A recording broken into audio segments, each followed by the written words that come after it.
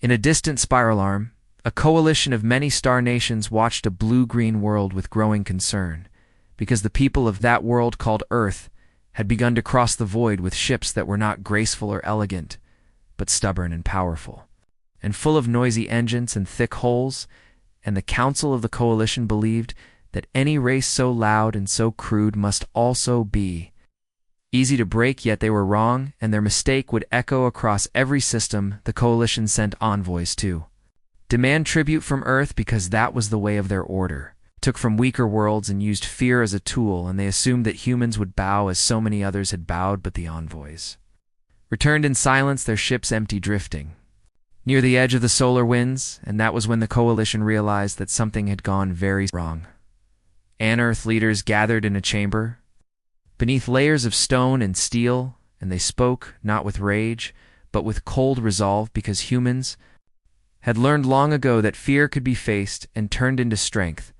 and they knew that this unknown coalition would not stop until it was forced to stop. So they prepared their fleets not with shiny weapons, but with tools of endurance and adaptability, which were the true marks of their kind of pilot named Alex, trained in a simulator that mimicked the harshest conditions imaginable, and he was not special in any obvious way, yet he carried within him the same fire that burned in every human: a refusal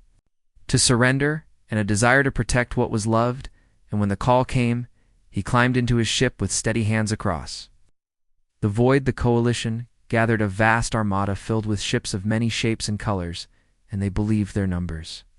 alone would crush the small human fleet, but they did not understand that humans had spent centuries fighting against impossible odds on their own world and had learned to turn disadvantage into opportunity. The first clash took place near a dying star where gravity twisted space and light, and the Coalition expected Earth ships to scatter, yet instead they charged straight through the storm of debris, using their rugged hulls to shield them, while their pilots used instinct and creativity to outmaneuver foes who relied only on rigid doctrine. Alex led a small wing into the heart of the enemy formation, weaving between beams of energy and fragments of shattered hulls, and his ship took hits that would have destroyed a lesser craft. Yet it kept flying because it was built not for beauty, but for survival, and he used every trick he knew to keep his comrades safe. The Coalition commanders watched in disbelief as their advanced systems failed to predict the chaotic human tactics, because no algorithm could capture the wild ingenuity of a species that thrived on uncertainty, and with every lost ship their confidence began to crumble on Earth. Engineers worked day and night repairing damaged vessels and improving designs based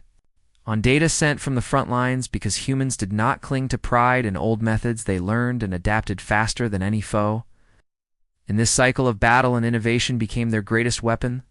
The war spread across many systems and worlds that had once feared the Coalition began to whisper of human defiance, and some even offered quiet aid, because hope had been rekindled by the sight of a small, determined species standing against a giant. A ground battle on a barren moon showed another side of humanity, as soldiers faced towering machines with little more than grit and clever planning, and they used the harsh terrain to their advantage, luring enemy forces into traps and turning their own strength against them. Alex found himself leading a rescue mission deep behind enemy lines to retrieve captured pilots, and he did so without hesitation, because loyalty was a bond stronger than any fear, and he and his team moved like shadows through alien corridors, freeing their friends and escaping under heavy fire. The Coalition began to realize that humans did not fight for conquest or glory. They fought for each other and for the simple right to exist, and that made them far more dangerous than any race. Driven by greed in a final, massive confrontation near the heart of Coalition territory, the human fleet faced overwhelming numbers, yet they did not retreat. Instead, they launched a bold strike aimed at the command hub that controlled enemy coordination, knowing that without it the armada would fall into chaos. Lex volunteered for the spearhead attack, his ship already scarred from countless battles. It's still ready, and as he flew toward the glowing core of the enemy formation, he thought not of himself, but of the blue, the world he called home, and the people who waited there. The battle raged with fierce intensity, and many ships were lost on both sides, but the humans pressed on, using coordinated strikes and daring maneuvers to breach the defenses, and reach their target. When the command hub finally fell, the coalition fleet lost its unity and confusion spread like a wave through their ranks, and that was when the humans turned the tide, pushing forward with renewed determination and forcing their foes to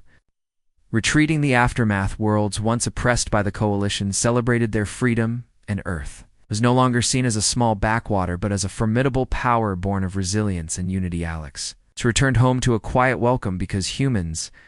did not need grand parades to feel pride. They carried it within them, knowing that they had faced the darkness and endured the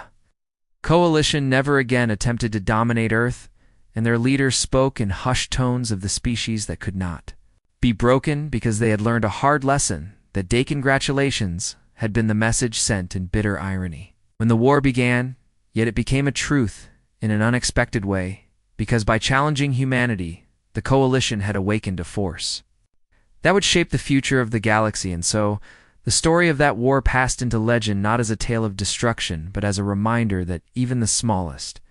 spark could ignite a flame that no shadow could ever extinguish.